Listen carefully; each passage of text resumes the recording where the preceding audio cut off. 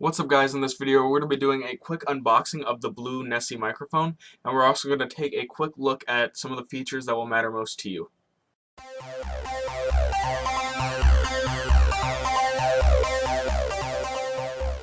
Alright, so here we have the Nessie microphone by Blue, so we're just going to hopefully attempt to unbox this without any problems.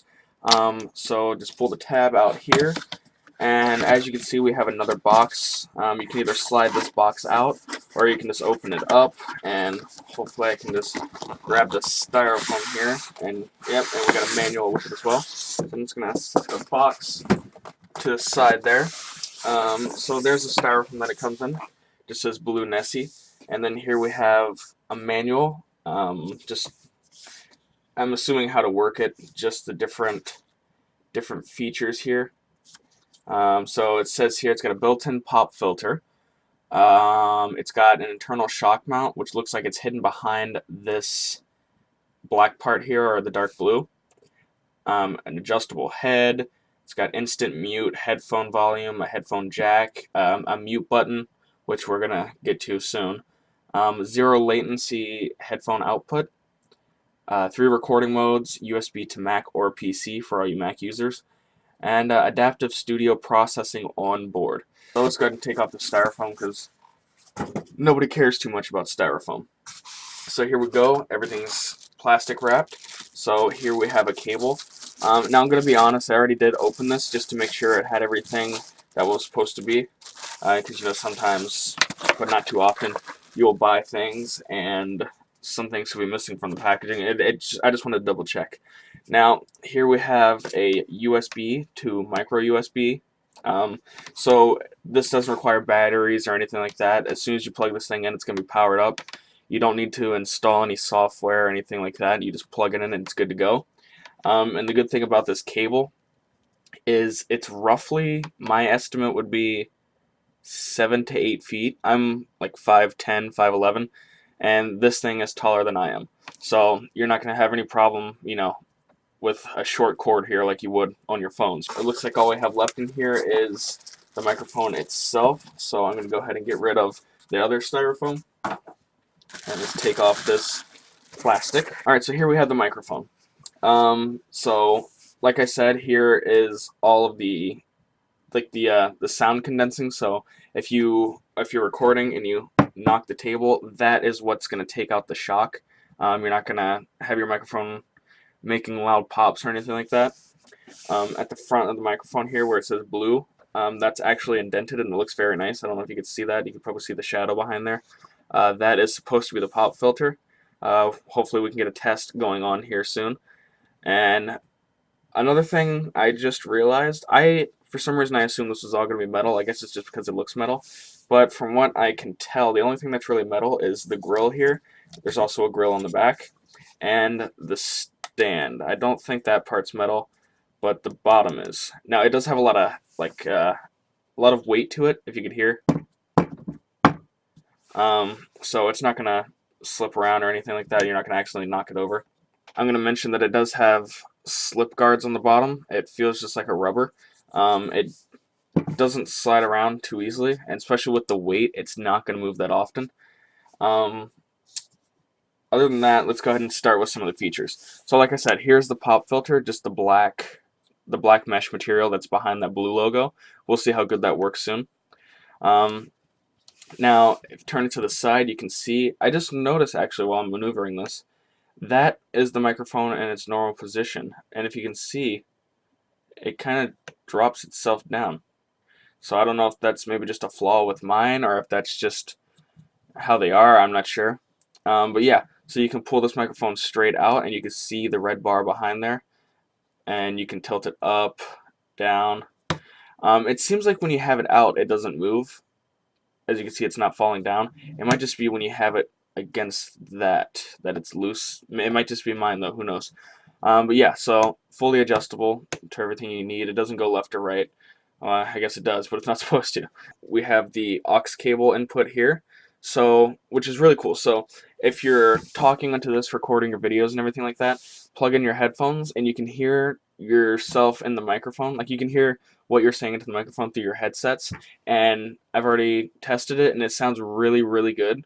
It actually helps a lot. And to go along with that, the entire bass down here, if you can see that red line, is the volume controls for the headset. So you just twist it like that, and that will turn the volume going into the headset up or down. So very, very useful features here. And while we're at the front, I should mention this red button here is the mute button. Now, it's not really a button, it's a capacitive button, so you don't click it in to mute it, which is actually unfortunate, and I'll get to that in a second. It's touch capacitive, so you just put your finger on it like that, just lightly tap it, and it will mute it, unmute it, and we have a light going around the bottom here that I will let you guys see. That is what lets you know if it's muted or not. So if it's a solid white, that means it's recording, or not recording, and that means it's, able to take in audio. If it's flashing, that means it's muted. Now, going back to the back part here, as you can see, that is where you plug in your micro USB down at the bottom there. So it's not going to be hanging out the top and getting in your way. And the red switch here is the 3 different recording modes. So the first one here, I doubt my camera's good enough, but it has a music note symbol. So if you flick it to this setting, you can use it to record guitar. I don't know about electric, but I know you can do acoustic. I don't see why there would be a problem with electric as long as you're not blasting the music into it. The last one on the end here is the raw voice recording mode. So this is for you guys who want to actually sit there and record your voice, go through and edit it, make it sound how you want it to sound. And then for people who just want to go ahead and get right to it, record a voice, go right to the center, that kind of looks like a bullseye. That is for already edited and filtered voice. So that's going to be the best bet for commentaries, voiceovers, podcasts, anything like that. That's what I'm going to end up using, just because it's going to already do most of the work for me, because I'm that kind of a guy. I'm just a lazy guy. But yeah, that is what's going to be best for any voiceovers, kind of like I'm doing now. I'm kind of upset that it's not all metal. I mean, it doesn't really matter, I guess. I'm assuming that's what helped make it so affordable, or more affordable than most other mics. And you can't really tell. I mean, it's not like a very cheap plastic. It feels sturdy. It doesn't feel like it's going to get knocked over. It doesn't feel like it's going to break anytime soon. Although I am concerned about, the head here that seems to push itself out. I might have to return this one or exchange it and swap it out. Let's go ahead and plug in and we can run some tests.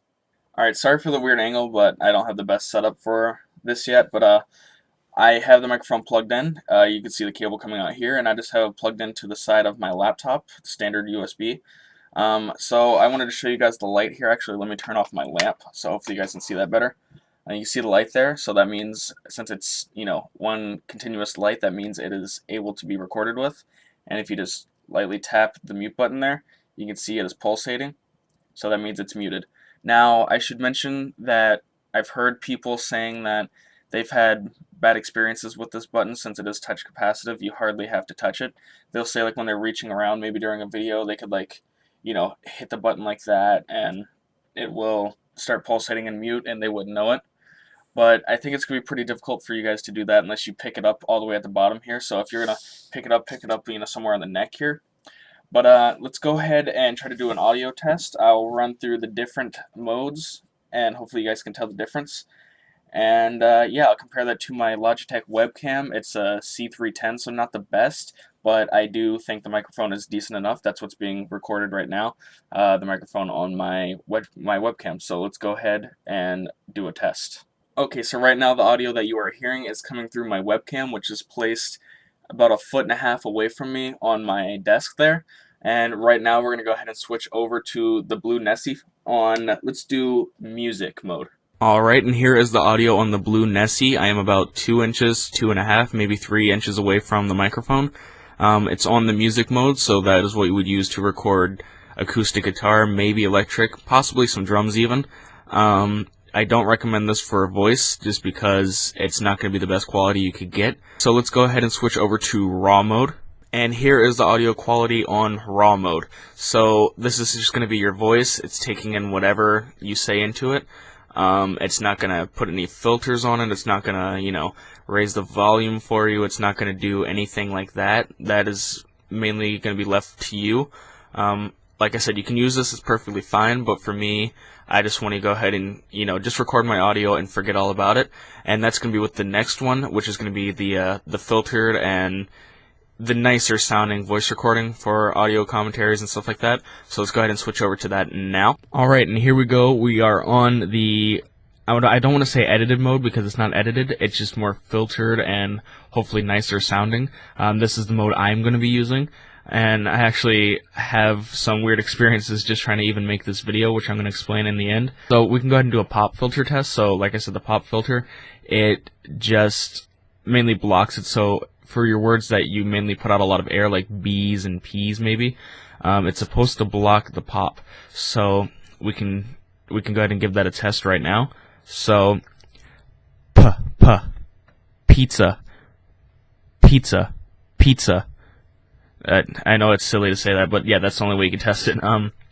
So I'm not sure how that turned out. I guess I'll see in the video when I'm editing. But yeah, this is going to be my preferred setting. And I can go ahead and show you guys the mute. We all know what mute does, but I can go ahead and give you a test for it. So right now I'm about to press the mute button. I just pressed the mute button. So yeah, there we go. You can see it's pretty easy to press, and that's going to be what I'm going to be talking about towards the end here. So I'm going to switch back over to my webcam, just so you guys can actually tell the difference. Alright, so hopefully you guys can tell the difference between the 3 different recording modes.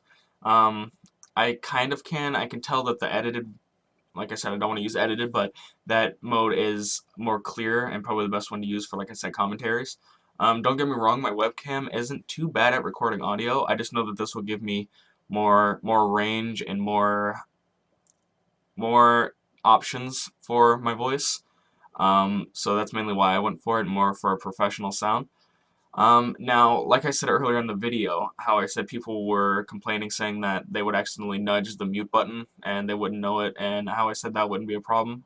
And yeah, they were recording their videos or voiceovers, whatever, and they didn't know it was muted.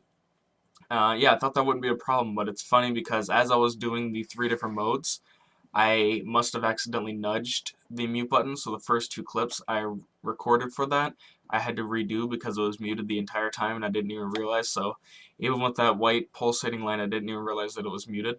So yeah, I can't believe that happened, but maybe it's just me and some other people, so I wouldn't necessarily say it's a problem, but I do prefer if that was an actual button instead of just touch capacitive.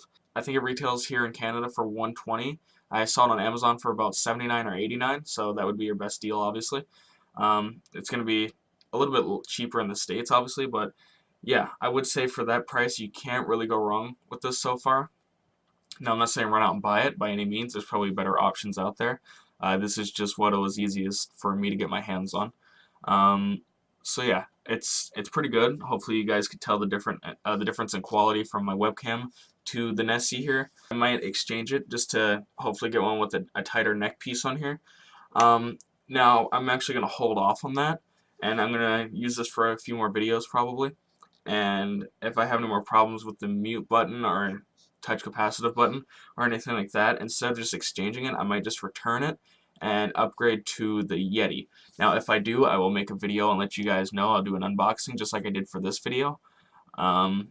And yeah, I'll let you guys know what went wrong and why I upgraded in the first place. Alright, so that concludes the unboxing and look at the Blue Nessie microphone. If you guys liked this video or found it useful, please press the like button down below, and I will see you in the next one.